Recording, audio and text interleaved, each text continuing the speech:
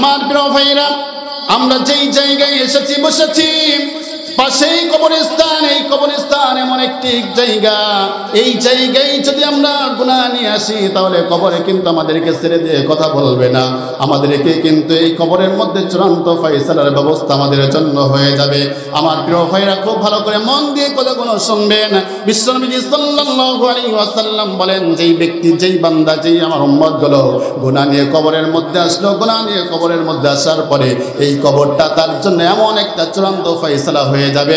নবীজি এইভাবে দেখালেন, নবীজি আমার এইভাবে সাহাবীদেরকে দেখালেন, কবরটা তার জন্য এমন কঠিন ব্যবস্থা হয়ে যাবে, কবরের মাটিগুলো তাকে এমন ভাবে চাপ দিবে, এমন ভাবে তার জন্য চাপ দিবে, একদিকের হাড়গুলো আর একদিকে এইভাবে চলে যাবে। নবীজি হাত দিয়ে ইশারা দেখালেন যে এই হাতের আঙ্গুলগুলো যেইভাবে আরেক হাতের আঙ্গুলের মধ্যে চলে গেল, এইভাবে এক পাশের হাড়গুলো আর এক পাশের হাড়ের মধ্যে প্রবেশ করবে। বলেন আল্লাহু আকবার।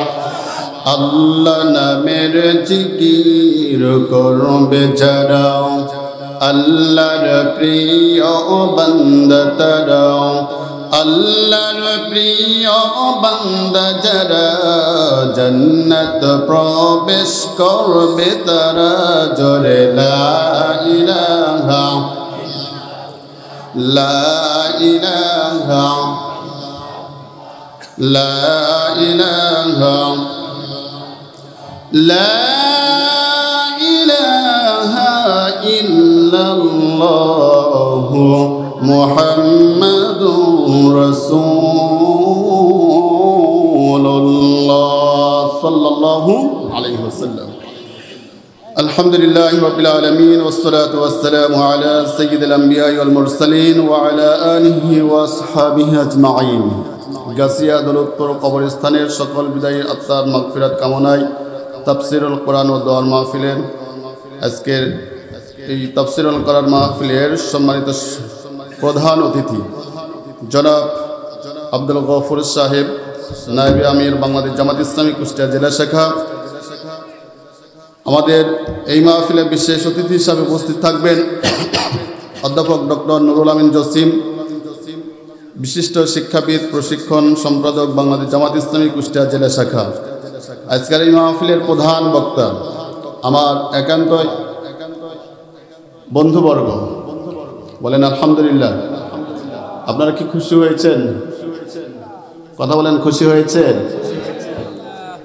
যিনি ইতিমধ্যেই সারা বাংলাদেশ আনাচে কোনাচে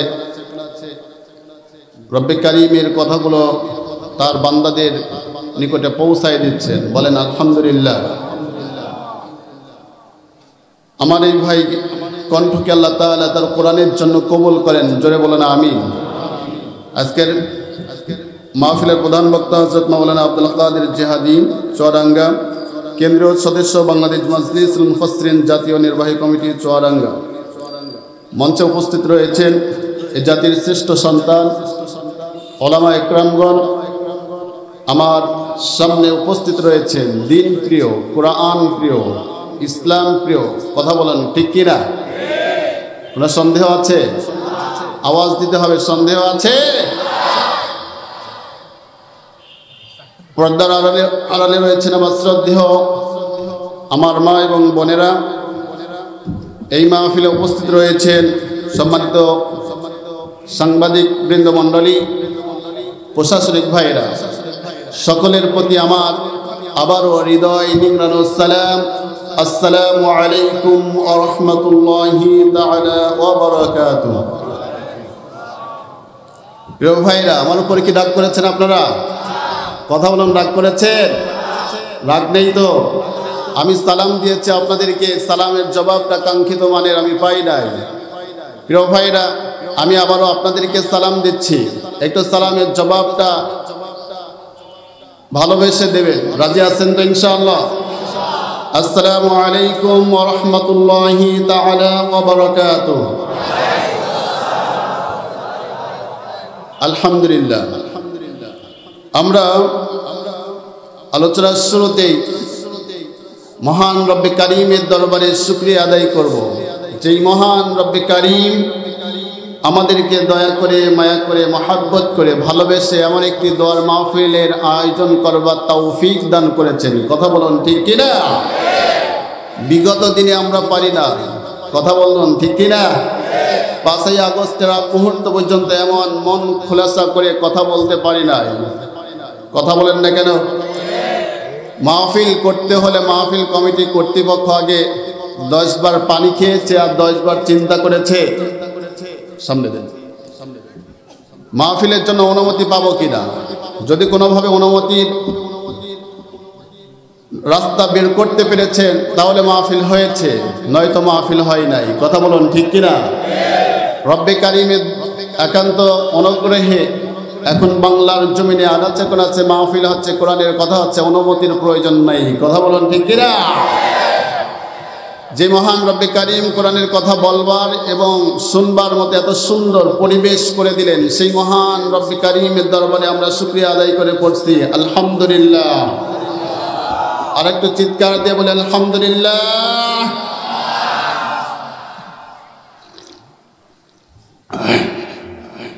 আমরা লক্ষ কোটি দরুদ ও সালাম পেশ করছি সেই নবীজির ওপর, যেই নবীর চরিত্র হলো মহান চরিত্র। সুবহানাল্লাহ বলবেন না?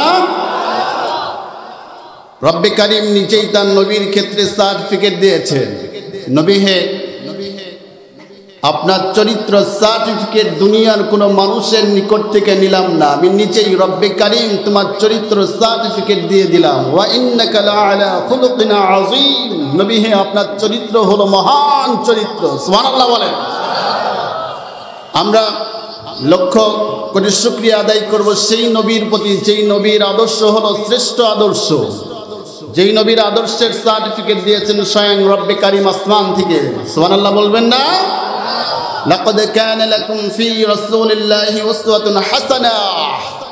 রব্বে কারিম তার নবীর ক্ষেত্রে সার্টিফিকেট দিয়ে দিলেন, নবী হে আপনার আদর্শ হলো শ্রেষ্ঠ আদর্শ।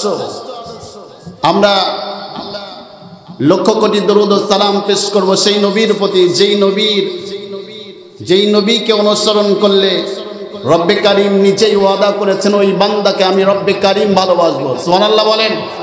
কুল ইন কুনতুম তুহিব্বুনাল্লাহ ফাত্তাবিউনি ইউহিব্বুকুমুল্লাহ। আল্লাহু আকবার।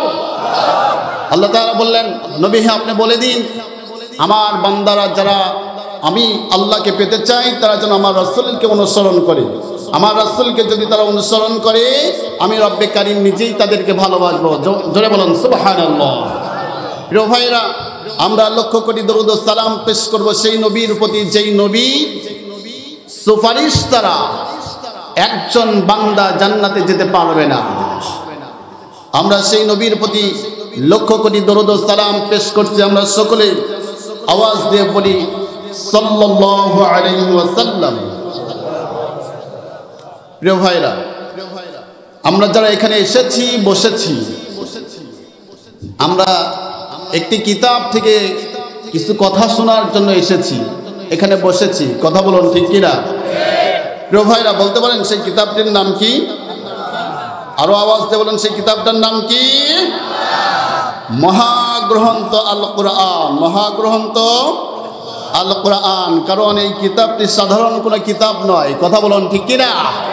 এই কিতাবটি কোনো সাধারণ কিতাব, এই কিতাবটি সাধারণ কোনো কিতাব নয়। এই পৃথিবীতে রব্বে কারিম অসংখ্য কিতাব তার নবী রাসূলদেরকে নিকটে পাঠিয়েছেন। যত কিতাব পৃথিবীতে আল্লাহ তাআলা পাঠিয়েছেন, কোরআন যখন এসেছে, কোরআন আসার সঙ্গে সঙ্গে আগের কিতাবগুলো, পূর্বের কিতাবগুলো রহিত হয়ে গিয়েছে। কথা বলুন ঠিক কিনা?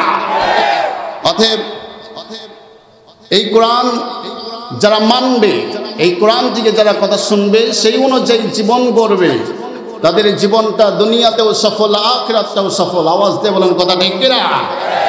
তো আমরা সেই কিতাব থেকে কিছু কথা শোনার জন্য এসেছি। প্রিয় ভাইরা, এই কোরআন থেকে যারা কথা শুনবে, কোরআন অনুযায়ী যারা জীবন করবে, রব্বে কারিম তাদের দুনিয়াতে সফলতা দান করেছেন। এইভাবে রব্বে কারিম বলেছেন, যেই ব্যক্তিগুলো, যেই বান্দাগুলো কোরআন থেকে জীবন করবে, তার পরিবার গঠন করবে, সমাজ গঠন করবে, রাষ্ট্র গঠন করার জন্য সর্বাত্মকভাবে প্রচেষ্টা চালিয়ে যাবে, রব্বে কারিম বলেছেন ওই বান্দার সর্বপ্রথম আমি রব্বে কারিম তার রিজিকের যত দায়িত্ব আছে, আমি রব্বে কারিম তার রিজিকের দায়িত্ব গ্রহণ করে নিলাম। বলেন সুবহানাল্লাহ। অতএব এই কোরআন যারা শুনবে, এই কোরআন অনুযায়ী যারা জীবন গঠন করবে, তাদের দুনিয়াতে যেমন ভয় নেই, আখিরাতেও তাদের তেমন ভয় নেই। কি বলেন? ভয় আছে না নাই? এই কথা বলেন না কেন? ভয় আছে না নাই? পাশেই কবরস্থান, কথা ঠিক আছে? কথা বলুন, কথা ঠিক আছে? পাশেই কবরস্থান রয়েছে। আজ কবর সম্পর্কে কিছু কথা হবে, বলেন ইনশাআল্লাহ। আমরা সবাই একদিন কবরে আসব।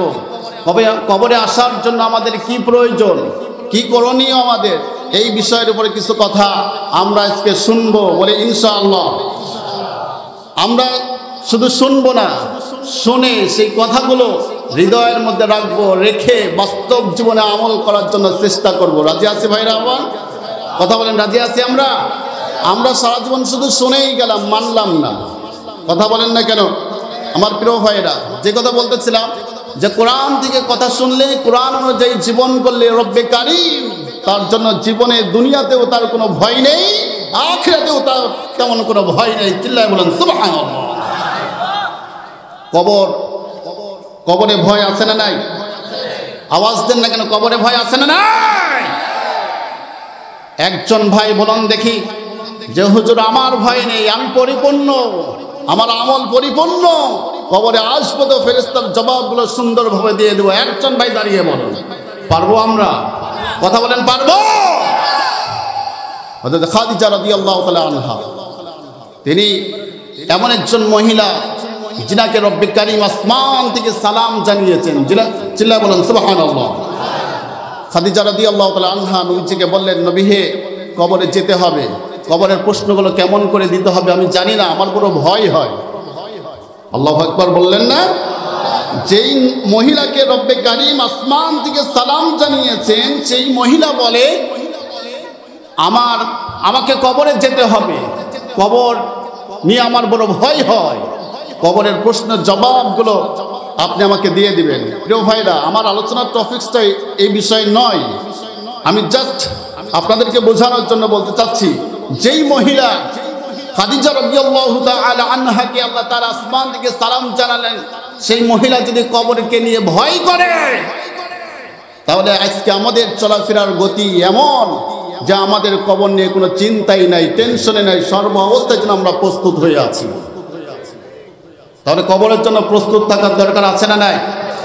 প্রস্তুত থাকতে হবে। কোথায় থেকে? কোরআন থেকে। কোরআন থেকে যারা কথা শুনবে, কোরআন অনুযায়ী যারা জীবন করবে, ওই কবর নিয়ে তাদের কোনো ভয় নেই, চিন্তা নেই। আওয়াজ দেবেন, কথা ঠিক কিনা?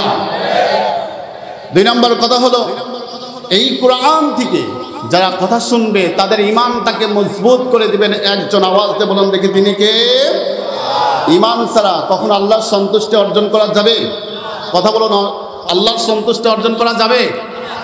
ঈমান ছাড়া জান্নাতে যাওয়া যাবে? প্রিয় ভাইরা, খারাপ লাগছে আপনাদের? এই কথা বলেন, খারাপ লাগছে নাকি আপনাদের? আওয়াজ নাই কেন?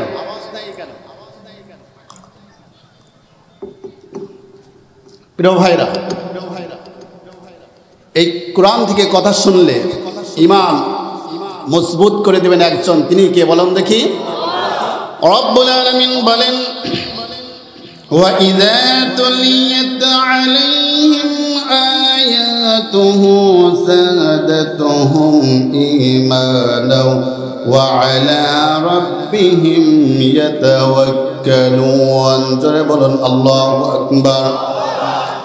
রব্বে কারীম বললেন, গোলাম শোনো শোনো, ওয়া ইযা তুলিয়াত আলাইহিম আয়াতুহু যাদাতুহুম ঈমানা, আমার যেই বান্দাগুলো আমার কোরআনের আয়াতগুলো শ্রবণ করবে, আমার কোরআন অনুযায়ী জীবন করবে, আমি রব্বে কারীম কথা দিলাম, যাদাতুহুম ঈমানা, আমি রব্বুল আলামিন তার ঈমানটাকে মজবুত করে দেব, তার ঈমানটাকে বাড়িয়ে দেব। আওয়াজ দিয়ে বলেন সুবহানাল্লাহ। এরপর রব্বুল আলামিন বললেন, ওয়া ইযা তুলিয়াত আলাইহিম আয়াতুহু যাদাতুহুম ঈমানাও ওয়া আলা রাব্বিহিম ইয়াতাওয়াক্কালুন, আমার বান্দার ইমানটা মজবুত হতে হতে এমন একটি পর্যায়ে চলে যাবে, আমার ওই বান্দা, আমার ওই গোলাম দুনিয়ার কাউকে কারোর উপরে পরোয়া করবে না, কারোর উপরে ভরসা করবে না, একজনের উপরে ভরসা করবে। আওয়াজ দিয়ে বলুন তিনি কে? আমরা সব সময় কার উপরে ভরসা করব? আমরা সব সময় ওই রবের উপরে ভরসা করব, যেই রব আমাকে খাওয়ান, যেই রব আমাকে রিজিক দেন, যেই রব আমাকে বাঁচিয়ে রেখেছেন, যেই রবের কাছে একদিন আমাদের সবাইকে ফিরে যেতে হবে, ওই রবের উপরে আমরা সব সময় ভরসা করব। কথা বলুন ঠিক কিনা? রাজি আছি তো ইনশাআল্লাহ? আল্লাহ তাআলা আমাদেরকে কবুল করুন, জোরে বলুন আমিন। আমার প্রিয় ভাইরা, তো আসুন আমরা মূল আলোচনার দিকে যাই। আমরা তাহলে আমাদের ইমানটাকে কি করব ভাইরা বলুন দেখি? মজবুত করব। কি করব বলেন? আমাদের ইমানটাকে মজবুত করব। আজকের এই আলোচনা থেকে ইমানের উপরে কিছু কথা আমরা শুনবো, বলে ইনশাআল্লাহ। প্রিয় ভাইরা, আমার খুতবার শুরুতেই আমি একটি আয়াতে কারিমা তিলাওয়াত করেছি। এই আয়াতে কারিমাটা হলো পবিত্র কোরআনুল কারিমের 2 নম্বর সূরা, সূরাতুল বাকারা। সূরাতুল বাকারা, এই সূরাটি হলো পবিত্র কোরআনের 2 নম্বর সূরা এবং মহাগ্রন্থ আল কোরআনের সর্ববৃহৎ সূরা। সর্ববৃহৎ সূরা। এই সূরাটির মধ্যে আয়াত সংখ্যা রয়েছে 286টি আয়াত রয়েছে। কতটি আয়াত রয়েছে ভাইরা? আওয়াজ দিয়ে বলেন, কতটি আয়াত রয়েছে? 286টি আয়াত রয়েছে। আমি যে আয়াতে কারিমাটা তিলাওয়াত করেছি, আয়াতে কারিমাটা হলো 282 নম্বর আয়াত। কত নম্বর আয়াত? 282 নম্বর আয়াত আমি তিলাওয়াত করেছি। প্রিয় ভাইরা, আজ থেকে বেশ কিছুদিন পূর্বে আপনাদের পাশের গ্রামে একটি মাহফিলে, ছোট্ট একটা মাহফিলে এসেছিলাম। সেখানে এই আয়াতে কারিমার উপরে কিছু কথা বলেছিলাম, কিন্তু সেখানে আলোচনা আমি শেষ করতে পারি নাই। এই আলোচনার উপরে কিছু কথা সেখানে বলেছিলাম, কিন্তু এই আলোচনার কথা আমি শেষ করতে পারি নাই। তবে রব্বে কারিম যদি চান, আজকের আলোচনা যেই কথাগুলো বলবো, নিয়ত করেছে এই আয়াতের আলোকে এই কথাগুলো যেন শেষ করবার মতো তৌফিক রব্বে কারিম আমাকে দান করেন। জোরে বলে আমিন। রব্বে কারিমের নিকটে সাহায্য চাচ্ছি, আপনাদের কাছে দোয়া চাচ্ছি। দোয়া করবেন তো ইনশাআল্লাহ? কথা বলেন, দোয়া করবেন তো ইনশাআল্লাহ? আল্লাহ তাআলা আমাদেরকে কবুল করুন, জোরে বলেন আমিন। প্রিয় ভাইরা, কোরআনের আয়াত তো এমন একটি আয়াত, কোরআন তো এমন একটি জিনিস, কোরআনের একটি আয়াত, একটি শব্দের ব্যাখ্যা যদি লেখা শেষ শুরু করা যায়, শুরু হবে কিন্তু শেষ হবে না। তো আমরা সেই কোরআনের আয়াতের আলোকে কিছু কথা আজকে আমরা শুনবো। তবে আলোচনা শুরু করার পূর্বেই আমরা 3টা তাকবীর দেব আল্লাহর নামে। রাজি আছেন? জোরে বলেন, রাজি আছেন? আমরা এমনভাবে তাকবীর দেব, আকাশ বাতাস মুখরিত করে আল্লাহর আরশে গিয়ে যেন সেই তাকবীরটা ধাক্কা দেয়। পারবেন না ইনশাআল্লাহ আমার প্রিয় ভাইরা? তবে একটা বিষয় আপনাদেরকে শুরুতে আমি বলি, আপনাদের উপস্থিতিটা আমাকে অনেক আনন্দ দিয়েছে, আলহামদুলিল্লাহ। দ্বিতীয় আলোচকের আলোচনার শুরুতে এত সুন্দর, এত শ্রোতা কোথাও পাওয়া যায় না। কথা বলেন? আপনাদের জন্য আমি খাস করে ব্যক্তিগতভাবে দোয়া করি। আর আমার বন্ধুবর্গ, আপনাদের প্রধান বক্তা যিনি আছেন, ওনাকে আমি বলে যাব আপনাদের জন্য যেন খাস করে উনি দোয়া করে যান। কি বলেন? ইনশাআল্লাহ আমার প্রিয় ভাইরা। তো আপনারা যেভাবে এখানে এসেছেন, আমি তাকিয়ে দেখছি অধিকাংশ যুবক ভাইরা এখানে আলোচনা শোনার জন্য এসেছেন। আজকে যুবকরা কোরআনের দিকে ধাবিত হয়েছে। কথা বলুন ঠিক কিনা? যুবক যখন কোরআনের দিকে ধাবিত হবে, দৌড়াবে, তখন সমাজটা একাই পরিবর্তন হয়ে যাবে। কথা বলুন ঠিক কিনা? এই সমাজটাকে পরিবর্তন করতে পারে যুবকরা। কথা বলেন ঠিক কিনা? যুবকরা যেই দিকে যাবে, সমাজটা কিন্তু সেই দিকে চলে যাবে। কথা বলুন ঠিক কিনা? আমরা এক সময় দেখেছিলাম ছোট্টবেলায়, ওই সমাজের যুবকরা গান বাজনা নিয়ে তারা মত্ত থাকতো, কিন্তু আজকে অধিকাংশ যুবকরা তারা ইসলামিক বিষয় নিয়ে, কোরআনের মাহফিল নিয়ে তারা ব্যস্ত হয়ে পড়েছে। কথা বলুন ঠিক কিনা আমার প্রিয় ভাইরা? তো আসুন আমরা সে আল্লাহর নামে 3টা তাকবীর দেব। সবাই প্রস্তুত? সবাই প্রস্তুত? একটু গলায় খেকুর দেন দেখে। কি আরেকবার একটু দেন দেখে। প্রস্তুত সবাই? লিল্লাহি তাকবীর। হয় নাই, আরেকবার সুযোগ। লিল্লাহি তাকবীর। আলহামদুলিল্লাহ। লাস্ট, শেষ। লিল্লাহি তাকবীর। আলহামদুলিল্লাহ। আল্লাহ তাআলা আমাদের এই তাকবীরটা যেন আমাদের নাজাতের জন্য কবুল করেন। জোরে বলেন আমিন। আসুন, আমি যেই কথা বলতে চাচ্ছিলাম, আল্লাহ তাআলা এই কোরআনের পাকের মধ্যে, এই আয়াতের মধ্যে যে কথাগুলো আমাদের জন্য মেসেজ দিয়েছেন, আমরা সেই মেসেজগুলো একটু পড়ার জন্য, একটু জানার জন্য আমরা একটু চেষ্টা করি। আল্লাহ রাব্বুল আলামিন বললেন, গোলাম শোনো, ইয়া আইয়ুহাল্লাযীনা আমানু দুখুলু ফিস-সিলমি কাফা ওয়া লা তাত্তাবি'উ খুতুওয়াতিশ শাইতান ইন্নাহু লাকুম আদুউম মুবিন। জোরে বলুন আল্লাহু আকবার। আল্লাহ রাব্বুল আলামিন বললেন, ও আমার বিশ্বাসী বান্দাগুলো, ও আমার ইমানদার বান্দাগুলো, তোমরা ইসলামের মধ্যে পরিপূর্ণভাবে প্রবেশ করো। ওয়াদখুলু ফিস-সিলমি কাফা, তোমরা ইসলামের মধ্যে পরিপূর্ণভাবে অন্তর্ভুক্ত হও। ওয়ালা তাত্তাবি'উ খুতুওয়াতিশ শাইতান, আর শয়তানের পথকে তোমরা অনুসরণ করো না। ইন্নাহু লাকুম আদুউম মুবিন, কারণ হলো সে তোমাদের জন্য প্রকাশ্য শত্রু। বলুন কথা ঠিক কিনা? রব্বে কারীম এখানে আমাদেরকে বেশ কয়েকটি মেসেজ জানিয়ে দিচ্ছেন। নাম্বার 1 হলো আল্লাহ তাআলা আমাদেরকে ইমানদার বলে ডেকেছেন, ডাকার পরে আমাদেরকে মেসেজ দিচ্ছেন, হে আমার ইমানদার বান্দাগুলো, বিশ্বাসী বান্দাগুলো, তোমরা শোনো, ওয়ালা তাত্তাবিউ ওয়াদখুলু ফিস-সিলমি কাফা, তোমরা ইসলামের মধ্যে পরিপূর্ণভাবে প্রবেশ করো। আমরা কি ইসলামের মধ্যে পরিপূর্ণভাবে প্রবেশ করতে পেরেছি? আওয়াজ দিয়ে বলুন, প্রবেশ করতে পেরেছি? আমরা কিন্তু প্রবেশ করতে পারি নাই। তাহলে আমাদের ইসলামের মধ্যে পরিপূর্ণভাবে প্রবেশ করার প্রয়োজন আছে না নাই?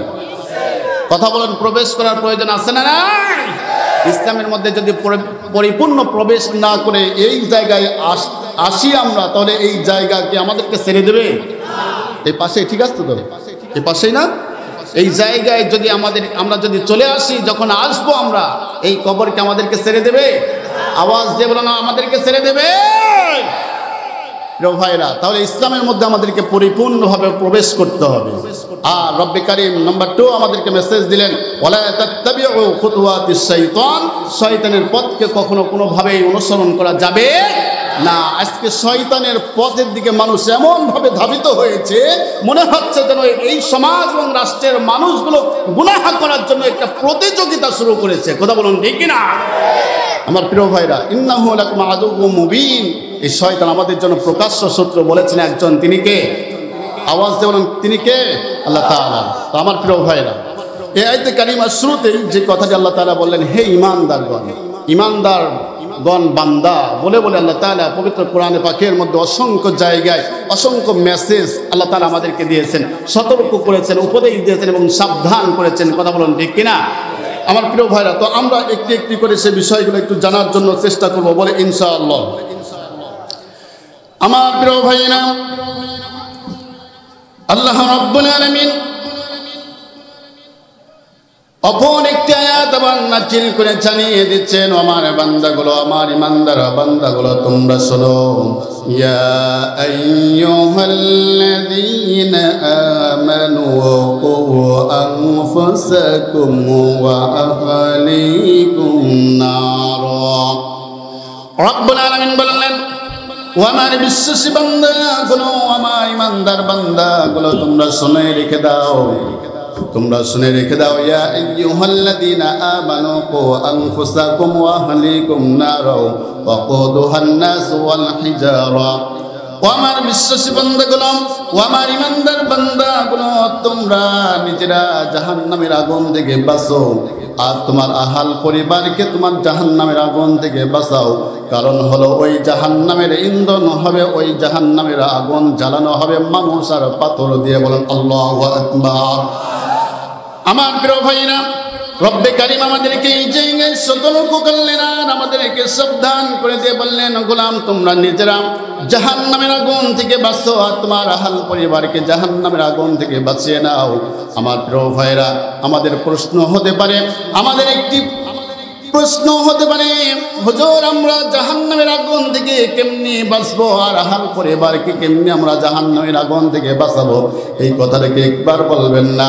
আমার প্রিয় ভাইরা, এই প্রশ্ন যদি আপনারা আমাকে ছুড়ে দেন, তাহলে এই কথার জবাবে একটি কথা আমি বলবো, একটি কথাই আমি বলে দেব প্রিয় ভাইরা, সেটা হলো আল্লাহ তাআলার পক্ষ থেকে আমাদের জন্য যা আদেশ হয়েছে, যা হুকুম হয়েছে, প্রতিটা হুকুম আদেশগুলোকে আমাকে মেনে নিতে হবে।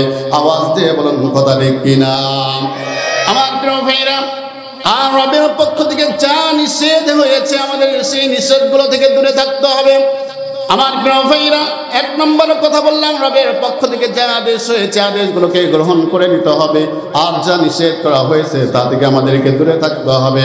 নাম্বার 2 হলো আপনাদেরকে বলবো, রব্বে কারীম বিশ্বনবী সাল্লাল্লাহু আলাইহি ওয়াসাল্লামের মাধ্যমে জানিয়েছেন, আউয়ালু মা ইউহাসাবু বিহিল আবদু ইয়াউমাল কিয়ামাতিস সালাহ, কিয়ামতের ময়দানে বান্দার নিকট থেকে সর্বপ্রথম হিসাব নেওয়া হবে নামাজের। বলেন কিসের? বিশ্বনবী সাল্লাল্লাহু আলাইহি ওয়াসাল্লাম বললেন, কিয়ামতের ময়দানে বান্দার নিকট থেকে সর্বপ্রথম হিসাব নেওয়া হবে নামাজের। নবীজি আমার বললেন, ওই সময় যেই বান্দা তার নামাজের হিসাবটা সুন্দরভাবে দিয়ে দেবে, নবীজি বললেন ওই বান্দার গুনাহের যদি গুনাহ থেকেও থাকে, আর ওই গুনার মধ্যে যদি কোনো শিরক না থাকে, আল্লাহ রাব্বুল আলামিন তাকে মাফ করে দিয়ে জান্নাতে পৌঁছায় দেবে। বলেন সুবহানাল্লাহ। আমার প্রিয় ভাইরা, আজকে আমরা সমাজে নামাজ আদায় করি, এই সমাজের মধ্যে যদি একটু জরিপ করা যায়, শতকরা 5 জন মানুষ আমরা 5 ওয়াক্ত নামাজ আদায় করি না। কথা বলুন ঠিক কিনা? 5 জন মানুষ আমরা 5 ওয়াক্ত নামাজ সঠিকভাবে সুন্দরভাবে আমরা আদায় করতে পারি না, সুন্দরভাবে আমরা আদায় করি না। আবার এই সমাজের মধ্যে যেই মানুষগুলো আবার নামাজ আদায় করে, এই নামাজের মধ্যেও আবার ভেজাল আছে না নাই? আওয়াজ দিয়ে বলেন, ভেজাল আছে না নাই? নামাজ পড়েন অথচ সুদের সাথে সম্পর্ক। একদল মানুষ দেখবেন তারা হলো নিজেরা নামাজ আদায় করে, নিজেরা জাহান্নামের আগুন থেকে বাঁচতে চায়, কিন্তু আহাল পরিবার যারা আছে তাদেরকে নামাজের কথা বলে না। আছে না নাই? কথা বলেন, আছে না নাই? আমার প্রিয় ভাইরা, অথচ আল্লাহ রাব্বুল আলামিন বললেন, কু আনফুসাকুম ওয়া আহলিকুম নারা, ও আমার গোলাম তোমরা নিজেরা জাহান্নামের আগুন থেকে বাঁচো আর তোমার আহাল পরিবারকে জাহান্নামের আগুন থেকে বাঁচাও। অথচ এই সমাজের মধ্যে কিছু মানুষ আমরা দেখলাম, যেই মানুষগুলো নিজেরা নামাজ আদায় করলেন, অথচ তার সন্তানকে নামাজের কথা বলে না, তার স্ত্রীকে নামাজের কথা বলে না, তার পরিবারের মধ্যে যারা আছেন তাদেরকেও নামাজের কথা কখনো বলে না। এইরকম মানুষ সমাজের মধ্যে আছে না নাই? আওয়াজ দিয়ে বলেন, আছে না নাই? আমার প্রিয় ভাইরা, আবার এই সমাজের মধ্যে দেখবেন একদল মানুষ রয়েছে, একদল নামাজি রয়েছে, সেই মানুষগুলো নামাজ আদায় করলেন বটে, কিন্তু তার পরিবারকে তো নামাজের দাওয়াত দিলেন না, তার পরিবারকে দাওয়াত দেন না, তার প্রতিবেশী যারা আছে তাদেরকেও দাওয়াত দেন না, কিন্তু তার বাড়ি ঘর, তার এলাকা ছেড়ে শত শত মাইল দূরে চলে যায় নামাজের দাওয়াত নিয়ে। আসে না নাই? এই কথা আছে না? আছে না? ও নিজে নামাজ পড়ে, ও মনে করে আমি নিজেই জাহান্নাম থেকে বাঁচবো, কিন্তু তার সন্তানের দিকে বিড়িখোর, গাঁজাখোর, নিজের বউ আবার মাঠে যায় ঘাস কাটতে। আপনাদের এলাকায় নাই? আছে? আছে? আমি তাদেরকে, প্রিয় ভাইরা, আমি তাদেরকে কটাক্ষ বা তিরস্কার করছিলাম না, তাদের জন্য দোয়া করি আল্লাহ তাআলা তাদেরকে সঠিক বুঝ দান করে। আর জোরে বলেন আমি। প্রিয় ভাইরা, আল্লাহ তাআলা কি বললেন? তুমি নিজে নামাজ পড়ো, অর্থাৎ নিজের জাহান্নামের আগুন থেকে বাঁচো, আর তোমার আহাল পরিবারকে, অর্থাৎ তোমার ছেলে সন্তান যারা আছে, স্ত্রী যারা আছে, তাকে কি করো? আমার উস্তাদ, আমার উস্তাদ আর কি। প্রিয় ভাইরা, তাহলে এই সমাজের মধ্যে এইরকম মানুষ আছে? এই কথা বলেন না, আছে? ও নিজে নিজে নামাজ পড়ে জাহান্নামের আগুন থেকে বাঁচতে চায়, আর নিজে নামাজের দাওয়াত নিয়ে চলে গেছে কোথায়? কথা বলেন, কোথায় গিয়েছে? শত শত মাইল, চিটাগাং, সিলেট, কুমিল্লা। ভাই আপনি নামাজের দাওয়াত নিয়ে ওখানে গেলেন, আপনার পরিবারই তো নামাজ পড়ে না। ভাই আসলে নিজের বাড়ির তো শুনতেছে না, অপরের কাছে দাওয়াত দিলে ঠিকই শুনে। তো ভাই এভাবে কি নামাজ প্রতিষ্ঠিত হবে? বলে এইভাবে দাওয়াত দিতে দিতে একসময় সবাই যখন নামাজে হয়ে যাবে, একসময় নামাজ প্রতিষ্ঠিত হয়ে যাবে। আছে? আছে? কথা বলেন না কেন? আছে? পিছনের ভাইরা রাগ করছেন? এই পিছনের ভাইরা রাগ করছেন নাকি? আমার প্রিয় ভাইরা, এইভাবে কি নামাজ প্রতিষ্ঠিত হবে? কথা বলেন, নামাজ প্রতিষ্ঠিত হবে? এই নামাজ যদি কিয়ামত পর্যন্ত এইভাবে দাওয়াত দেওয়া হয়, আমার মনে হয় আল্লাহর কসম, আপনি এই জায়গা আমি আপনাদেরকে হুজুর আরিফুল ইসলাম লিখে দিয়ে গেলাম, এইভাবে যদি নামাজের দাওয়াত যদি কিয়ামত পর্যন্ত দেওয়া হয়, নামাজ এই সমাজ এবং রাষ্ট্রের মধ্যে প্রতিষ্ঠিত হবে না, হবে না, হবে না। বলবেন যে হুজুর এই কথা কেন বললেন এইভাবে? এইভাবে যদি দাওয়াত দিয়ে নামাজ প্রতিষ্ঠিত হতো, তাহলে রব্বে কারীম এই আয়াতে কারিমা কখনো নাজিল করতেন না, আল্লাযীনা ইম্মাক্কান্নাহুম ফিল আরদি আকামুস সালাহ। কথা বলেন না কেন? আমার প্রিয় ভাইরা, রব্বুল আলামিন এই জায়গায় আমাদেরকে সুন্দর করে বললেন, আল্লাযীনা ইম্মাক্কান্নাহুম ফিল আরদি আকামুস সালাহ। একদল মানুষ তারা শাসন কার্যে চলে যাবে, রাষ্ট্র পরিচালনার দায়িত্ব যখন চলে যাবে যারা, ওই মানুষগুলোর সর্বপ্রথম দায়িত্ব হবে নামাজের বিলটা পাস করে দেওয়া। নামাজের বিলটা পাস করে দেওয়ার সঙ্গে সঙ্গে গোটা রাষ্ট্রের মধ্যে সবাই নামাজের জন্য তারা প্রস্তুতি গ্রহণ করবে। কথা বলুন ঠিক কিনা? আমার প্রিয় ভাইরা, নামাজের দাওয়াত আর আদেশ দুটা কি এক জিনিস? প্রিয় ভাইরা, রাষ্ট্র থেকে নামাজের দাওয়াত চলে আসবে, পাশাপাশি নামাজের দাওয়াতের পাশাপাশি আদেশ চলে আসবে যে নামাজ যদি তোমরা আদায় না করো তাহলে তোমাদের বিরুদ্ধে আইনানুগ ব্যবস্থা নেওয়া হবে। কথা বলুন ঠিক কিনা? এই আদেশ যদি রাষ্ট্র থেকে একবার পাস হয়ে চলে আসে, বলুন দেখি, আজান হয়ে যাওয়ার সাথে সাথে আর একটি মানুষ কি দোকানদারি করবে, রাস্তায় হাঁটবে, বাজার ঘাটে ঘোরাফেরা করবে? কখনো না। প্রিয় ভাইরা, এই নামাজের বিল পাস করবে কারা? আমরা বিগত 53 বছর স্বাধীনতা, 53 বছর শেষ করে 54 বছরে পাড়ি দিয়েছি। কথা বলেন ঠিক কিনা? 53 বছর শেষ হয়েছে, 54 বছরে আমরা পা দিয়েছি। এই 54 বছরের মধ্যে, 53 বছরের মধ্যে আমরা কি দেখলাম? এই রাষ্ট্র পরিচালনার যিনারা দায়িত্ব ছিলেন, ইনারা কি কোনো হিন্দু, খ্রিস্টান, বৌদ্ধ, নাসারা কোনো মানুষ ছিলেন? এই কথা বলেন, ছিলেন? গরম পানির ব্যবস্থা একটু করুন। হ্যাঁ প্রিয় ভাইরা, স্বাধীনতার পর থেকে যে মানুষগুলো এই রাষ্ট্র পরিচালনার মতো গুরুত্বপূর্ণ দায়িত্ব পালন করেছে, এই মানুষগুলো তো কোনো হিন্দু ছিল না। কথা বলেন না কেন? হিন্দু ছিল, খ্রিস্টান ছিল, বৌদ্ধ ছিল, নাসারা ছিল। গুরুত্বপূর্ণ দায়িত্বে যাদেরকে আমরা পাঠিয়েছিলাম, আমরাই তাদেরকে পাঠিয়েছিলাম। এই কথা বলেন ঠিক কিনা? আমার প্রিয় ভাইরা, আমরা তাদেরকে ওই জায়গায় দায়িত্ব পাঠিয়েছিলাম। মুসলিম হিসাবে তাদের দায়িত্ব ছিল, রাষ্ট্র দায়িত্ব পরিচালনায় যখন সর্বপ্রথম চলে গেল, সংসদ থেকে সর্বপ্রথম তাদের দায়িত্ব ছিল আল্লাযীনা ইম্মাক্কান্নাহুম ফিল আরদি আকামুস সালাহ। এই রাষ্ট্রের মধ্যে সর্বপ্রথম তোমাদের কাজ হবে নামাজের জন্য যখন আজান হয়ে যাবে, আজান হয়ে যাওয়ার সাথে সাথে তোমাদের প্রত্যেককেই নামাজ আদায়ের জন্য মসজিদে দৌড়তে হবে। কথা বলুন ঠিক কিনা? কিন্তু তারা কি নামাজের বিল পাস করেছে? এই কথা বলেন, নামাজের বিল পাস করেছে? তারা কিন্তু নামাজের বিল পাস করে নাই, বরং তারা কি করেছে?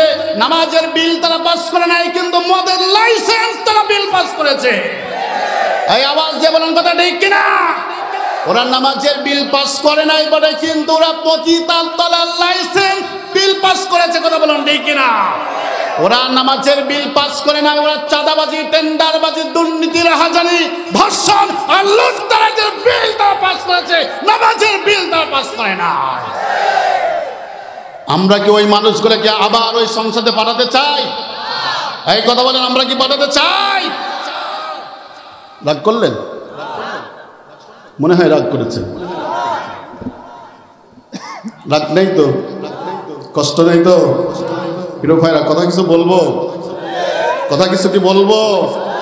আমি বলেছি কবরস্থানে বসেছি, কবরস্থানের বিষয়ে কিছু কথা আমরা শুনবো, বলি ইনশাআল্লাহ।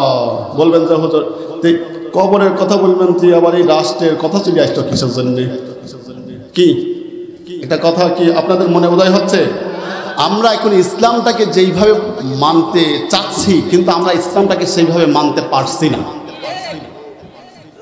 আমরা চাই, এই যে আমার পাশে উস্তাদ সমতুল্য মানুষ আছেন, আমার সামনে অনেক ভাই আছেন, যুবক আছেন, বাবাজিরা আছেন, আপনারা মনে মনে চান যে ইসলামটাকে আমি পরিপূর্ণভাবে মানি, কিন্তু আমি ইসলামটাকে পরিপূর্ণভাবে মানতে পারছি না। কেন পারছি না? নামাজ আদায় করছি মসজিদে, মসজিদ থেকে বাইর হয়ে এমন একটা বেপর্দা মহিলার সামনে এসে হাজির হয়েছে, ইমান আমার জায়েজ না। মসজিদ থেকে নামাজ পড়ে বের হলাম, আমার অর্থনৈতিক অবস্থা সংকট, কেউ আমাকে ঋণ দেয় না, চলে গেলাম সুদের কাছে। আজকে রাষ্ট্রীয়ভাবে যদি এইগুলোকে রাষ্ট্রীয়ভাবে বাতিল ঘোষণা করা হয়, নারীদেরকে পর্দার আড়ালের মধ্যে নিয়ে আসা হয়, বলেন দেখি ইসলামটা মানা আমাদের জন্য সহজ হবে না কঠিন হবে? আরো আওয়াজ দিয়ে বলেন, সহজ হবে না কঠিন হবে? আমাদের জন্য ইসলামটা মানা অনেক সহজ হয়ে যাবে। রাষ্ট্রীয়ভাবে যখন প্রতিটা জায়গায় ইসলামী আইন নিয়ম চালু হয়ে যাবে, এই দেশে কি আর দুর্নীতি থাকবে? কথা বলেন, দুর্নীতি থাকবে? রাহাজানি থাকবে? ছিনতাই থাকবে? ধর্ষণ থাকবে? এই কথা বলেন, থাকবে? থাকবে না, কারণ সেখানে থাকবে কোরআনের আইন। থাকবে কিসের আইন? জোরে বলেন, কিসের আইন থাকবে? কোরআনের আইন থাকবে। আমার প্রিয় ভাইরা, যে কথা বলতেছিলাম, যে নামাজ আদায় করি আমরা, কিন্তু আমরা আমাদের সন্তানদেরকে নামাজের কথা বলি, কথা বলেন, নামাজের কথা বলি না। কত ভাই ফজরে আজান হয়ে গেল কিন্তু নামাজের জন্য ওঠে না, সকাল 10টা যখন বাজে তখন ঘুম থেকে ওঠে, আছে না নাই? এই আছে না নাই? অনেক যুবক ভাই আছে রাত 12টা 1টা পর্যন্ত মোবাইল, কি আছে? আপনাদের এলাকায় আছে? এরপরে রাত 12টার পরে ঘুমে যায়, ঘুম থেকে উঠে রাত কি সকাল 10টার সময়। কথা বলেন ঠিক কিনা? কেমন করে ঘুমাও তুমি, কেমন করে ঘুমাও তুমি, ফজর করে কাজা, এমনও তো হতে পারে তোমার জহরে জানাজা। কেমন করে ঘুমাও তুমি, কেমন করে ঘুমাও তুমি, ফজর করে কাজা, এমনও তো হতে পারে তোমার জহরে জানাজা, এমনও তো হতে পারে তোমার জহরে জানাজা। মুসলিম হয় না জন্ম নিলে মুসলমানের ঘরে, কাফের মুমিন তফাৎ হয় সালাতের উপরে, হে মানুষ সালাতের উপরে। মুসলিম হয় না জন্ম নিলে মুসলমানের ঘরে, কাফের মুমিন তফাৎ হয় সালাতের উপরে। এই জীবনে সালাত যেন, এই জীবনে নামাজ যেন, এই জীবনে সালাত যেন, এই জীবনে নামাজ যেন হয় না কবু কাজা, এমনও তো হতে পারে তোমার জহরে জানাজা। পারবেন সবাই? কেমন করে ঘুমাও তুমি, কেমন করে ঘুমাও তুমি, ফজর করে কাজা, এমনও তো হতে পারে তোমার জহরে জানাজা, এমনও তো হতে পারে তোমার জহরে জানাজা। চলে বলেন আল্লাহু আকবার। আমার প্রিয় ভাইরা, এই জন্য রব্বুল আলামিন বললেন, ও গোলাম শোনো শোনো, ইয়া আইয়ুহাল্লাযীনা আমানু দুখুলু ফিস সিলমি কাফা ওয়া লা তাত্তাবিউ খুতুওয়াতিশ শাইতান ইন্নাহু লাকুম আদুউম মুবিন। ও আমার ইমানদার বান্দাগুলো, আমার বিশ্বাসী বান্দাগুলো, তোমরা ইসলামের মধ্যে পরিপূর্ণভাবে প্রবেশ করো। বলেন আল্লাহু আকবার। আমার প্রিয় ভাইরা, এই জন্য রব্বুল আলামিন আবার আয়াত নাযিল করলেন, ও গোলাম শোনো শোনো, ইয়া আইয়ুহাল্লাযীনা আমানু তুবু ইলাল্লাহি তাওবাতান নাসুহা। ও আমার ইমানদার বান্দাগুলো, ও আমার বিশ্বাসী বান্দাগুলো, তোমরা তওবা করো, তোমরা তোমাদের জীবনের গুনাহ নিয়ে আমার কাছে তওবা করো, আমার কাছে তওবা করার মতো তওবা করো। তোমরা যদি তওবার মতো তওবা করো রে গোলাম, আমি আল্লাহ রব্বুল আলামিন তোমাদের জীবনের সব গুনাহগুলোকে মাফ করে দেব। বলেন আল্লাহু আকবার। এরপর রব্বুল আলামিন বলেন আসা রাব্বুকুম আন ইউকাফিরা আনকুম সাইয়্যাতিকুম ওয়া ইউদখিলাকুম জান্নাতিন তাজরি মিন তাহতিহাল আনহার। ও গোলাম, তোমাদের জীবনের গুনাহগুলোকে মাফ করে শুধু দেব না, গুনাহগুলো মাফ করার পরে তোমাদের জন্য এমন একটি জান্নাত তোমাদেরকে দান করব, যেই জান্নাতের তলদেই দিয়ে তোমাদের জন্য ঝর্ণা প্রবাহিত হবে। বলুন সুবহানাল্লাহ।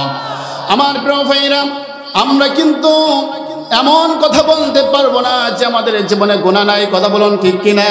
আমাদের জীবনে সবার গুনাহ আছে। যেই গুনাহের জন্য রব্বে কারীম আরেকটা আয়াত তার নবীর উপরে নাজিল করে জানিয়ে দিয়ে বললেন, ও গোলাম শোনো, কুল ইয়া ইবাদিয়াল্লাযীনা আসরাফু আলা আনফুসিহিম লা তাকনাতু মির রাহমাতিল্লাহ ইন্নাল্লাহা ইয়াগফিরুয যুনুবা জামিআ ইন্নাহু হুয়াল গফুরুর রহিম। জোরে বলুন আল্লাহু আকবার। আমার প্রিয় ভাইরা, রব্বে কারীম তার নবীর উপরে ওহী নাজিল করে জানিয়ে দিলেন, নবী হে আমার বান্দাদেরকে জানিয়ে দেন তারা কি তাদের নফসের উপরে জুলুম করেছে, অন্যায় করেছে, পাপ করেছে, কত পাপ করেছে, কত অন্যায় করেছে। তারা যেন তাদের পাপের জন্য হতাশ না হয়, চিন্তিত না হয়। লা তাকুনাতু মির রাহমাতিল্লাহ, আমার রহমত থেকে যেন তারা মুখ ফিরিয়ে না নেয়। ইন্নাল্লাহা ইয়াগফিরু যুনুবা জামিআ, নিশ্চয়ই আমি আল্লাহ রাব্বুল আলামিন তাদের জীবনের সব গুনাহগুলোকে মাফ করব। কারণ হলো ইন্নাহু হুয়াল গফুরুর রহিম, আমি আল্লাহ রাব্বুল আলামিন হলো ক্ষমাশীল, আমি রব্বে কারীম হলো তোমাদের চাইতে সবার চাইতে বড় দয়ালু। বলেন সুবহানাল্লাহ। আমার প্রিয় ভাইরা, আমরা যেই জায়গায় এসেছি বসেছি পাশেই কবরস্থান। এই কবরস্থান এমন একটি জায়গা, এই জায়গায় যদি আমরা গুনাহ নিয়ে আসি তাহলে কবরে কিন্তু আমাদেরকে ছেড়ে দিয়ে কথা বলবে না, আমাদেরকে কিন্তু এই কবরের মধ্যে চূড়ান্ত ফয়সালার ব্যবস্থা আমাদের জন্য হয়ে যাবে। আমার প্রিয় ভাইরা, খুব ভালো করে মন দিয়ে কথাগুলো শুনবেন। বিশ্বনবী সাল্লাল্লাহু আলাইহি ওয়াসাল্লাম বলেন, যেই ব্যক্তি, যেই বান্দা, যেই আমার উম্মতগুলো গুনাহ নিয়ে কবরের মধ্যে আসলো, গুনাহ নিয়ে কবরের মধ্যে আসার পরে এই কবরটা তার জন্য এমন একটা চূড়ান্ত ফয়সালা হয়ে যাবে। নবীজি এইভাবে দেখালেন, নবীজি আমার এইভাবে সাহাবীদেরকে দেখালেন, কবরটা তার জন্য এমন কঠিন ব্যবস্থা হয়ে যাবে, কবরের মাটিগুলো তাকে এমন ভাবে চাপ দিবে, এমন ভাবে তার জন্য চাপ দিবে, একদিকের হাড়গুলো আর একদিকে এইভাবে চলে যাবে। নবীজি হাত দিয়ে ইশারা দেখালেন যে এই হাতের আঙ্গুলগুলো যেইভাবে আরেক হাতের আঙ্গুলের মধ্যে চলে গেল, এইভাবে এক পাশের হাড়গুলো আর এক পাশের হাড়ের মধ্যে প্রবেশ করবে। বলেন আল্লাহু আকবার।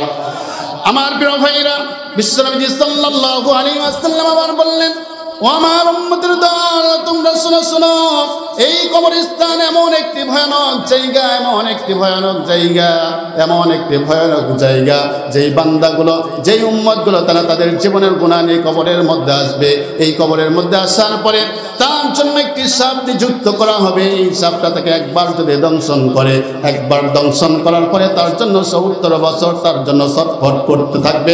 চিল্লায় বলেন আল্লাহু আকবার। আমার প্রিয় ভাইরা, শুধু এখানে শেষ নাই, নবীজি বললেন এই সাপটা এত বিষধর, এত বিষধর, এত বিষধর। নবীজি বললেন, ও আমার উম্মতের দল, তোমরা শোনো, তোমরা খবরদার দুনিয়ার লোভ লালসার মধ্যে, দুনিয়ার পেয়ে তোমরা খবরদার আখিরাত থেকে তোমরা ভুলে যেও না। এই কবরটা এত এত এত ভয়ানক একটা জায়গা, এই সাপটা এমন একটা বিষধর সাপ, এই সাপটা যদি জমিনের মধ্যে একবার নিঃশ্বাস ফেলতো, জমিনের মধ্যে সমস্ত সবুজ ফসল ক্ষেতগুলো নষ্ট হয়ে যেত। বলেন আল্লাহু আকবার। আমার প্রিয় ভাইরা, এই কবরটা এত ভয়ানক জায়গা, এই কবরটা এত এত ভয়ানক জায়গা। ও আমার প্রিয় ভাইরা, দুনিয়ার লোভ লালসার মধ্যে পড়ে গিয়েছি, দুনিয়ার লোভ লালসার মধ্যে পড়ে গিয়ে আল্লাহকে ভুলে গেলাম। আল্লাহ রাব্বুল আলামিন সেই কথাটাই সুন্দর করে পবিত্র কোরআনের মধ্যে আরেকটি জায়গায় নাজিল করে জানিয়ে দিলেন, ইয়া আইয়ুহাল্লাযীনা আমানু লা তুলহিকুম আমওয়ালুকুম ওয়ালা আওলাদুকুম আন যিকরিল্লাহ। জোরে বলেন আল্লাহু আকবার। আমার প্রিয় ভাইরা, আল্লাহ রাব্বুল আলামিন আমাদেরকে ডাকলেন আর বললেন, ও আমার বিশ্বাসী বান্দাগুলো, তোমরা শুনে নাও, শুনে নাও, ইয়া আইয়ুহাল্লাযীনা আমানু লা তুলহিকুম আমওয়ালুকুম ওয়ালা আওলাদুকুম, তোমরা তোমাদের জীবনের সম্পদ আর সন্তানকে পেয়ে আন যিকরিল্লাহ, ও গোলাম খবরদার আমি আল্লাহ রাব্বুল আলামিনকে তোমরা ভুলে যেও না। আমার প্রিয় ভাইরা, আজকে জমিনের মধ্যে এই দুনিয়ার সম্পদ পেলাম, সন্তান পেলাম, দুনিয়াটা পেলাম, আল্লাহকে আজকে আমরা ভুলে গিয়েছি। আওয়াজে বলুন কথা ঠিক কিনা? আমার প্রিয় ভাইরা, বিশ্বনবী সাল্লাল্লাহু আলাইহি ওয়াসাল্লাম আমাদেরকে জানিয়ে দিলেন, আমার উম্মতের দল তোমরা শোনো, এই কবরটা এমন একটি ভয়ানক জায়গা, এত ভয়ানক জায়গা, তুমি যদি পাপের বোঝা নিয়ে, পাপের জোরে নিয়ে যদি কবরের মধ্যে আসরের বান্দা, তাহলে শুনে রাখো এই কবরের মধ্যে একজন ফেরেশতাকে নিযুক্ত করা হবে। এমন একজন ফেরেশতাকে নিযুক্ত করা হবে যেই ফেরেশতা চোখে দেখে না, যেই ফেরেশতা কানে শোনে না, যেই ফেরেশতা অন্তর দিয়ে মুছে না, কিছুই শোনে না, কিছুই দেখে না, ওই ফেরেশতার হাতে একটি বিশাল হাতুড়ি দিয়ে দেওয়া হবে। রব্বে কারীম ওই ফেরেশতাকে অর্ডার করে দেবে, ও আমার ফেরেশতা যাও আমার এই বান্দাকে হাতুড়ি দিয়ে পিটনো শুরু করো। এই পিটনি চলবে কিয়ামত পর্যন্ত। বলেন আল্লাহু আকবার। আমার প্রিয় ভাইরা, ওই কবরের মধ্যে দুনিয়ার জীবনে আপনি বিপদে পড়েছেন, মুসিবতের মধ্যে পড়েছেন, আমি বিপদে পড়েছি, মুসিবতের মধ্যে পড়েছি, একবার যদি চিল্লাই আওয়াজ করি আশেপাশের মানুষগুলো সবাই গুছিয়ে আসবে, কথা বলুন ঠিক কিনা? কিন্তু কবর এমন একটা জায়গা, ওখানে হাজার হাজার বার চিৎকার করতে থাকবো, কিন্তু কেউ সাহায্যের জন্য এগিয়ে আসবে না, কথা বলুন ঠিক কিনা? এই জন্য আমার প্রিয় ভাইরা, ওই কবরের জন্য আমাদেরকে প্রস্তুতি গ্রহণ করতে হবে, ওই কবরের জন্য আমাদেরকে প্রস্তুতি গ্রহণ করতে হবে। আমার প্রিয় ভাইরা, রব্বে কারীম এই জন্য বান্দাকে জানিয়ে দিলাম, আমার বান্দা তোমরা গুনাহ করেছো, এটা কোনো অপরাধ নাই। গুনাহ করে তোমরা যদি ওই গুনার উপরে দাঁড়িয়ে থাকো, এটা হলো তোমাদের জন্য অপরাধ। আমার প্রিয় ভাইরা, গুনাহ হয়ে গিয়েছে, কোনো হতাশ নাই, কোনো চিন্তিত নাই। রব্বে কারীম আমাদেরকে জানিয়ে দিলেন, গোলাম তোমরা আমার কাছে তওবা করো, তওবা করার মতো যদি তোমরা তওবা করতে পারো, আমি আল্লাহ রাব্বুল আলামিন তোমাদের জীবনের সব গুনাহগুলোকে মাফ করে দেব। বলেন সুবহানাল্লাহ। আমার প্রিয় ভাইরা, আমাদের জীবনে গুনাহ আছে না নাই? কথা বলেন, আছে না নাই? আমার প্রিয় ভাইরা, গুনাহ আজকে আমরা যারা বয়স্ক হয়ে গিয়েছি, বয়স্ক বাবা যারা আছেন তাদের জীবনে গুনাহ আছে। আজকে যুব সমাজ যারা আছে তাদের জীবনে গুনাহ আছে। তারা এত গুনাহ করেছে, এই গুনাহ নিয়ে তারা চিন্তিত, হতাশ। হুজুর আমার গুনাহ কি রব্বে কারীম মাফ করবে? আমি বলি অবশ্যই আল্লাহ তাআলা তোমার গুনাহ মাফ করবে। আল্লাহ তাআলা ওয়াদা করেছেন, ওয়াদা করেছেন আল্লাহ তাআলা আপনার গুনাহ মাফ করবে। আপনি চিন্তিত কেন? আপনি টেনশন কেন? আপনি হতাশ কেন? আপনি রবের কাছে চান। রব্বে কারীম বলেন, বান্দা আমার কাছে চাইতে দেরি, আমি বান্দাকে ক্ষমা করতে দেরি না। কি কষ্ট হচ্ছে কথা শুনে? এই কথা বলেন, কষ্ট হচ্ছে? সমস্যা নাই তো? প্রিয় ভাইরা, ইসলামের দ্বিতীয় খলিফা সোনালী চৌক, সেই দ্বিতীয় খলিফার নাম কি? একটু আওয়াজ দিয়ে বলেন দেখি, সেই নাম কি? হযরত ওমর রাদিয়াল্লাহু তাআলা আনহু। ওমর রাদিয়াল্লাহু তাআলা আনহু তিনি অর্ধ পৃথিবীর তিনি রাষ্ট্র পরিচালনা করেন। বলেন আল্লাহু আকবার। তার একটা অভ্যাস ছিল যে মানুষ যখন সবাই ঘুমিয়ে যাবে, তিনি রাতের বেলায় ঘুম থেকে উঠে মানুষের এলাকার মধ্যে ঘুরে ঘুরে দেখতেন যে মানুষ কে কোন অবস্থায় আছে। এর মধ্যে তার একটা লক্ষ্য টার্গেট থাকতো, কোন যুবক কোথাও কোনো গুনাহের মধ্যে লিপ্ত আছে কিনা এটাও দেখার তার একটা টার্গেট থাকতো। আজকে আমাদের সমাজের মধ্যে কিছু যুবক আছে ঝড়ে জঙ্গলের মধ্যে মোবাইল নিয়ে বসে থাকে। এই কথা বলেন না কেন? যুবক ভাইরা রাগ করছেন কথা শুনে? ঝড়ে জঙ্গলের মধ্যে বসে বসে কি যেন দেখে। আমার প্রিয় ভাইরা, আলোচনার টপিক আমার সেদিকে না, আলোচনার সেদিকে গেলে আমি আলোচনার সময় পাবো না। আমি যেই মূল বিষয়টা বলতে চাচ্ছি সেটা হলো, আজকে আমাদের সমাজে এই হাল অবস্থা আছে না নাই? এই কথা বলেন না, আছে না? আছে। যুবকরা বিভিন্ন শুধু মোবাইল নিয়ে পড়ে থাকে না, এমন কিছু যুবক আছে মদের আড্ডায় পড়ে থাকে, এমন কিছু যুবক আছে জিনার আড্ডায় পড়ে থাকে, এমন কিছু যুবক আছে নিজের ঘরের বউ রেখে অন্যের ঘরের বউয়ের পিছনে দৌড়াচ্ছে। এই কথা বলেন না কেন? আজকে এই রোগটা কম না বেশি? নিজের বউ ভালো লাগে না, অন্যের বউ ওর ভালো লাগে। এই কথা বলেন না কেন? আমার প্রিয় ভাইরা, যেহেতু আমার আলোচনার টপিকসটা একটা অন্যরকম, অন্যদিকে কবরস্থান কেন্দ্রিক, এই জন্য আমি অন্যদিকে কথা বাড়াতে চাচ্ছি না। এইগুলো থেকে আল্লাহ তাআলা আমাদেরকে হেফাজত করেন, বলে না আমিন। আমার প্রিয় ভাইরা, তো যে কথা বলতেছিলাম, ওমর রাদিয়াল্লাহু তাআলা আনহু তিনি রাষ্ট্র পরিচালনার দায়িত্বে তিনি যখন ছিলেন, তো রাতের অন্ধকারে উঠে তিনি রাতে এলাকার মধ্যে ঘুরতেন। তো প্রতিদিনের নাই সেদিন তিনি ঘুম থেকে উঠে মাঝরাতে রাস্তার মধ্যে দিয়ে হাঁটছেন। হাঁটতে হাঁটতে হঠাৎ একটা যুবকের সঙ্গে দেখা, একজন যুবকের সঙ্গে দেখা। রাতের অন্ধকার, ভালো বোঝা যাচ্ছে না, দূর থেকে মনে হচ্ছে কি যেন যুবকটা গ্লাস হাতে নিয়ে কি যেন পান করে। ওমর রাদিয়াল্লাহু তাআলা আনহু সামনের দিকে এগিয়ে গেলেন। এগিয়ে যাওয়ার পর যুবককে লক্ষ্য করে ওমর রাদিয়াল্লাহু তাআলা আনহু বললেন, যুবক, রাতের অন্ধকারে একাকিত্ব অবস্থায় এই জায়গায় দাঁড়িয়ে দাঁড়িয়ে তুমি কি পান করো? মনে হচ্ছে যেন তুমি কি যেন পান করো, আসলে কি পান করো একটু বলো দেখি। যুবক ওমর রাদিয়াল্লাহু তাআলা আনহুর কণ্ঠ শুনে ভয়ে ভীত হয়ে বললেন, ইয়া আমিরুল মুমিনিন, আমি এই জায়গায় দাঁড়িয়ে দাঁড়িয়ে মধু পান করছি। আসলে যুবক ওই জায়গায় দাঁড়িয়ে রাতের অন্ধকারে মদ পান করতেছিল। কি পান করতেছিল? মদ পান করতেছিল। কিন্তু কণ্ঠ শুনেছে কার? কথা বলেন, কার কণ্ঠ শুনেছে? ওমর। শক্ত না নরম? এই কথা বলে না, শক্ত না নরম? কম না বেশি? অনেক বেশি। যিনি তার সন্তানকে ছেড়ে দেন নাই। কথা বলেন ঠিক কিনা? এখন যুবক মনে মনে ভাবলো, আহারে যুবক, ওমরের হাতে ধরা পড়ে গিয়েছি। এখন যদি সত্য কথা জেনে যায় তাহলে তো কাল সকাল হতে দেরি হবে, কিন্তু আমার দেহ থেকে মাথাটা আলাদা হতে দেরি হবে না। আমার প্রিয় ভাইরা, খুব খেয়াল। এই যুবকটি কি করলেন? মুহূর্তের মধ্যে রব্বে কারীমকে ডেকে বললেন, রব্বুল আলামিন, রব্বুল আলামিন, প্রতিদিন আমি এই জায়গায় দাঁড়িয়ে দাঁড়িয়ে আমি মদ পান করি, কোনোদিন তুমি আমাকে ধরলে না, কোনোদিন তুমি আমাকে গ্রেফতার করলে না, তুমি আমাকে কোনোদিন গ্রেফতার করলে না। এই অপরাধের জন্য শাস্তির মুখোমুখি তুমি আমাকে করলে না। কিন্তু আজকে এমন একজন ব্যক্তির হাতে ধরা পড়ে গিয়েছে, এই ব্যক্তি যদি জানতে পারে তাহলে আগামীকাল সকাল হতে দেরি হবে, কিন্তু আমার দেহ থেকে মাথা দ্বিখণ্ডিত হতে দেরি হবে না।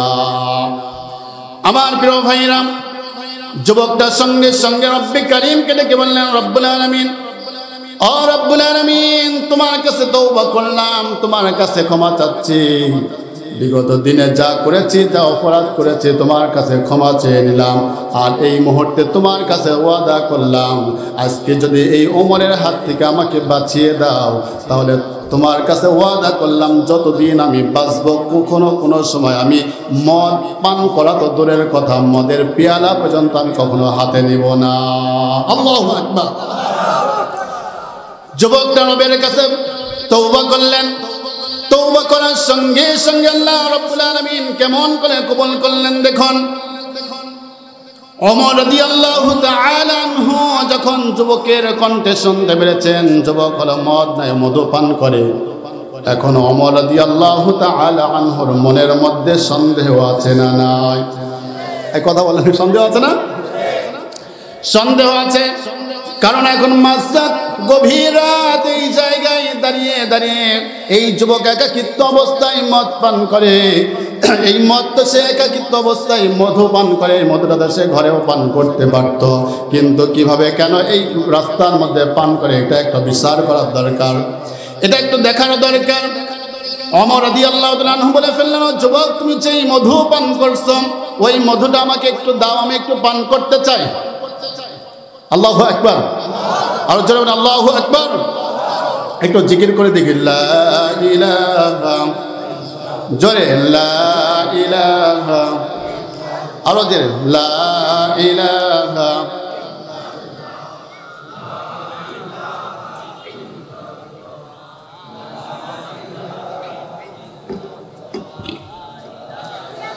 লা ইলাহা ইল্লাল্লাহু মুহাম্মাদুর রাসূলুল্লাহ সাল্লাল্লাহু।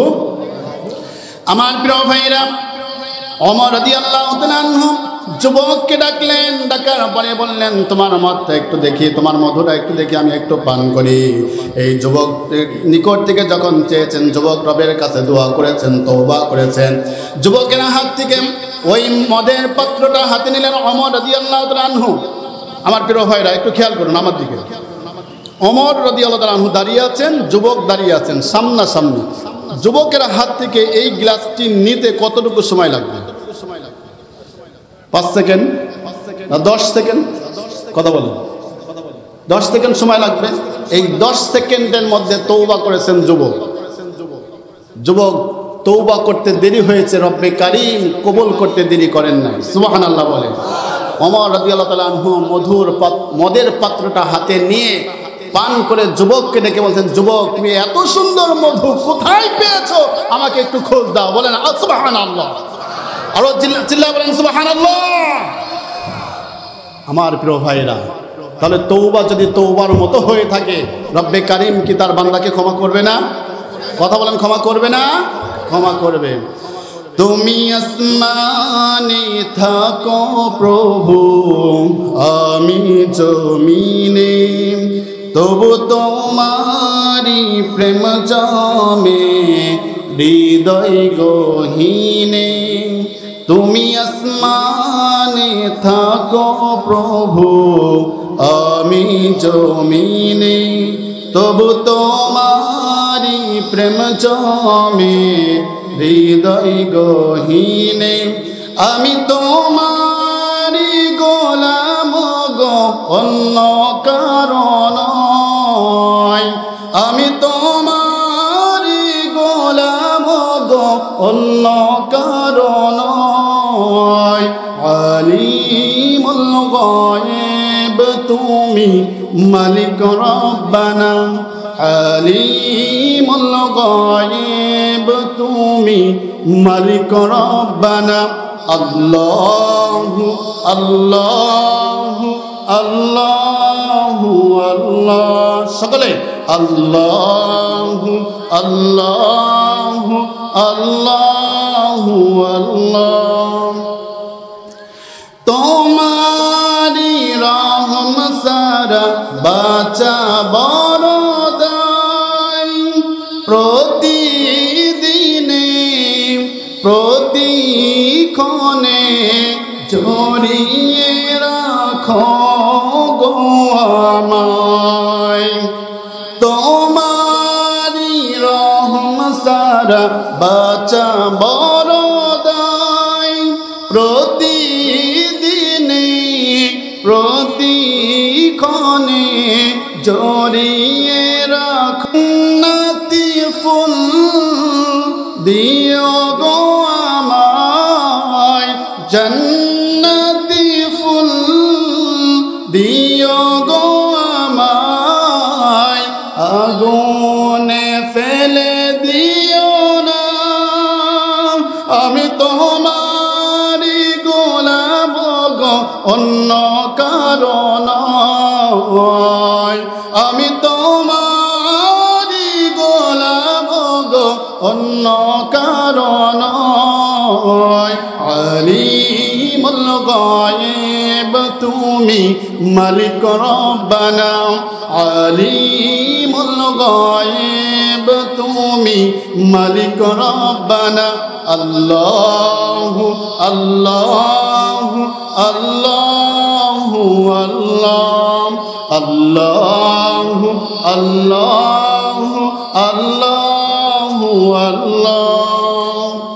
কঠিন বিচারের দিনে থেকো গো পাশে, পাপের ভারে নুয়ে গেছি মন তাই কেঁদে মরে। কঠিন বিচারের দিনে থেকো গো পাশে, পাপের ভারে নুয়ে গেছি মন তাই কেঁদে মরে। শত শত ভুল মাফ করে দাও, শত শত ভুল মাফ করে দাও। জানা কি অজানা, আমি তোমারি গোলাম গো, অন্য কারণ নয়। আমি তোমারি গোলাম গো, অন্য কারণ নয়। আলিমুল গায়ব তুমি মালিক রব্বানা, আলিমুল গায়ব গায়েব তুমি মালিক রব্বানা আল্লাহু আল্লাহু আল্লাহু আল্লাহু আল্লাহু আল্লাহু আল্লাহ। আল্লাহু আকবার বলবেন না? কষ্ট পেলেন? রাগ করলেন? গুনাহ আছে? গুনাহ আছে না আমাদের? আমার প্রিয় ভাইরা, এই জন্য রব্বুল আলামিন আমাদেরকে বারবার করে ইমানদার বান্দা বলে ডাকলেন আর আমাদেরকে উপদেশ দিলেন, আমাদেরকে সতর্ক করলেন। আল্লাহ রব্বুল আলামিন আবার ইমানদার বান্দাদেরকে ডাকলেন, আবার বললেন, ও আমার বান্দাগুলো শোনো শোনো, ইয়া আইয়ুহাল্লাযীনা আমানুত্তাকুল্লাহা হাক্কা তুকাতিহি ওয়া লা তামুতুন্না ইল্লা ওয়া আনতুম মুসলিমুন। জোরে বলুন আল্লাহু আকবার।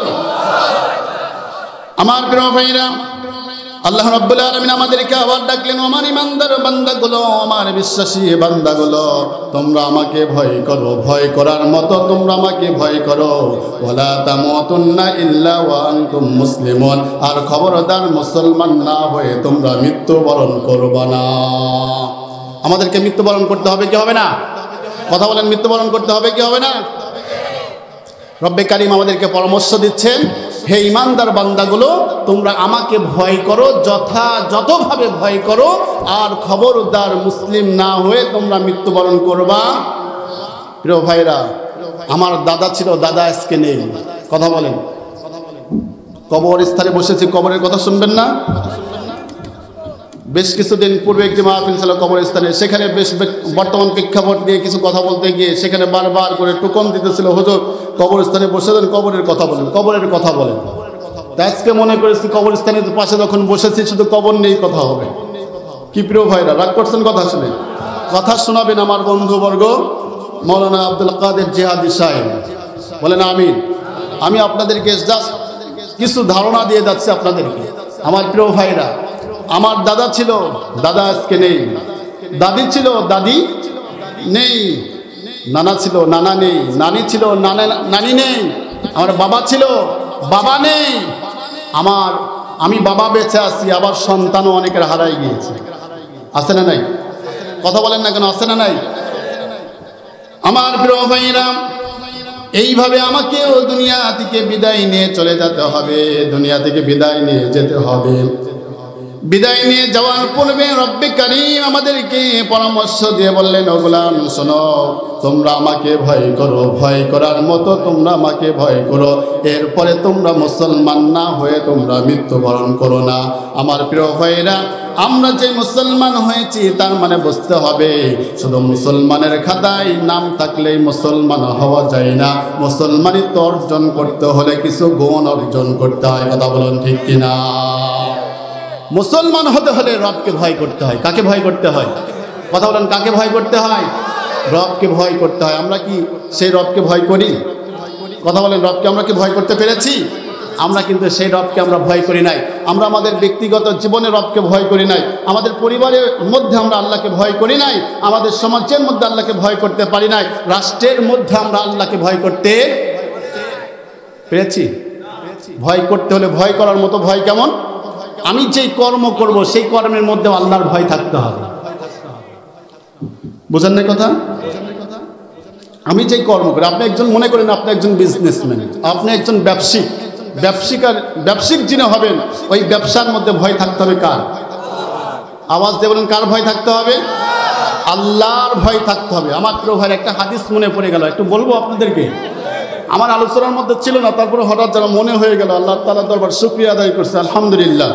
আমার প্রিয় ভাইরা, আজকে আমাদের সমাজে এমন কিছু ব্যবসায়ী করেছে যারা নেওয়ার সময় বেশি নেয়, দেওয়ার সময় কম দেয়। এই কথা বলেন না কেন?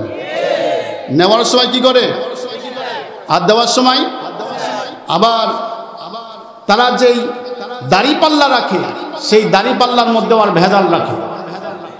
এখন ডিজিটাল দাড়িপাল্লা হয়েছে। কথা বলেন ঠিক কিনা? ডিজিটাল দাড়িপাল্লা হয়েছে না? এই ডিজিটাল দাড়িপাল্লা যদি আমরা অনেকেই আছি গ্রাম অঞ্চলের মানুষ, আমরা এগুলো বুঝি না। কথা বলেন ঠিক কিনা?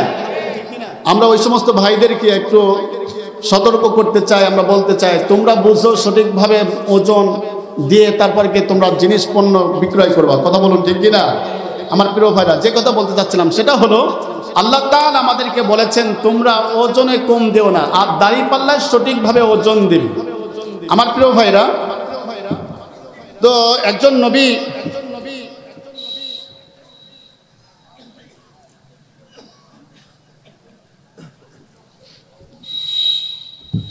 আমার প্রিয় ভাইরা, আমি আলোচনার টপিকসটা আমি চেঞ্জ করতে যাচ্ছি, এগুলো কথাটা বন্ধ থাক। প্রধান মেহমান 10টার সময় উঠবেন, এখন 9:42 বাজছেন। এই আলোচনাটা আমি বন্ধ করতে আসছি। কি আপনারা কি রাজি? রাজি না? আমার প্রিয় ভাইরা, তাহলে আমি হাদিসটা বলে শেষ করি, মূল কথায় যাই। আমার প্রিয় ভাইরা, আল্লাহ তাআলার অর্ডার হলেন কি ওজনে তোমরা সঠিক দাও, ভেজাল করো না, আর তোমরা কি করো মাপে সঠিক দাড়িপাল্লা সঠিক মাপ দেবা। তো প্রিয় ভাইরা, এই পৃথিবীতে একজন নবী ছিলেন হযরত শুআয়ব আলাইহিস সালাতু ওয়াস সালাম। শুআয়ব আলাইহিস সালাতু ওয়াস সালাম এর জামানায় এই নবীর উম্মতগুলো এদের কাজ ছিল হচ্ছে সব সময় জিনিসের ওজনে কম দেওয়া, নেওয়ার সময় বেশি নেওয়া, আর মালে ভেজাল দেওয়া। আর এই সম্প্রদায়ের মধ্যে একটা অভ্যাস ছিল যত দুর্নীতি, রাহাজানি, চিন্তায়, ধর্ষণ, চাঁদাবাজি, টেন্ডারবাজি, যত অপকর্ম ছিল সব অপকর্মগুলো ওই সম্প্রদায়ের মধ্যে ছিল। আজকে কি এগুলো নাই? এই প্রিয় ভাইরা, আছে? আমাদের সমাজে এগুলো নাই তো? নাই, আছে আছে। চিন্তায়, ধর্ষণ, রাহাজানি, দুর্নীতি আছে। খুব ভালো করে, খুব গুরুত্বপূর্ণ একটি হাদিস আপনাদের সামনে পেশ করতে যাচ্ছি প্রিয় ভাইরা, খুব ভালো করে মন দিয়ে বুঝবেন কথাটা প্রিয় ভাইরা।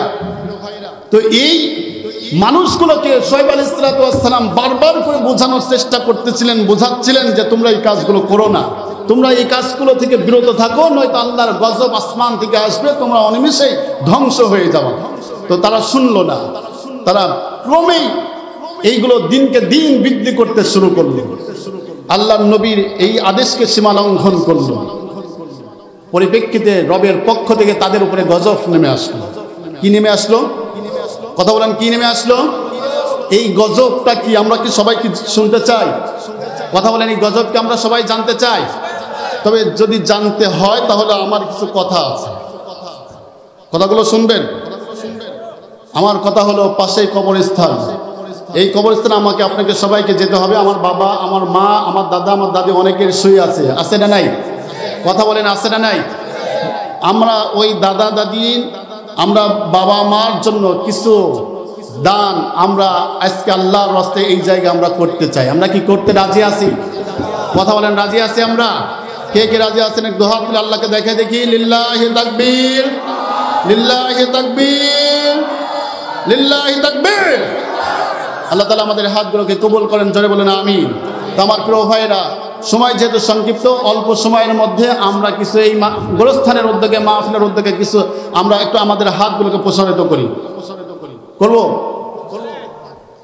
আমার প্রিয় ভাইরা, রাসূল পাক সাল্লাল্লাহু আলাইহি ওয়াসাল্লাম বলছেন, যেই ব্যক্তি আল্লাহর রাস্তায় দান করলো, আস-সাকিয়্যু করিবুম মিনাল্লাহ, সেজন্য আল্লাহর নিকটবর্তী, করিবুম মিনাল জান্নাহ, সেজন্য জান্নাতের নিকটবর্তী, করিবুম মিনান নাস, সে মানুষের নিকটবর্তী, বাঈদুম মিনান নার, সেজন্য জাহান্নাম থেকে দূরে। সুবহানাল্লাহ বলবেন না?